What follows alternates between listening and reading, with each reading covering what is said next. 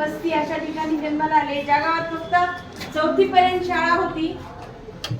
पण मी एवढं सांगते की शिक्षण घेताना किती आपण श्रीमंत आहोत आणि किती आपण गरीब आहोत हा प्रश्नच येत नाही. फक्त where there is a strong will there is a way definite. आणि नव्हता येत मला इंग्रजी बोलता. मी 12वी पर्यंत शिक्षण लातूरमध्ये घेतले, 10वी पर्यंत अहमदपूरला झालं. आणि प्रत्येक वर्षी शिक्षक दिनाच्या दिवशी मी शिक्षिका असायची, विशेष म्हणजे हेडमास्टर असायची. मग का हेडमास्टर करायचे मला, कारण मी वर्गात फर्स्ट असायची. मस्त असतंय, ज्या मुली फर्स्ट आहेत बघा ते सगळ्या शिक्षकाचे आवडत असतात. मग मी फक्त अभ्यासातच हुशार होते का, नाही. खेळात पण फर्स्ट, भाषणात पण फर्स्ट, चित्रकलेत पण फर्स्ट, शुद्ध लेखन मध्ये पण फर्स्ट, सुंदर अक्षरात पण फर्स्ट. मी नंबरच सोडत नव्हते.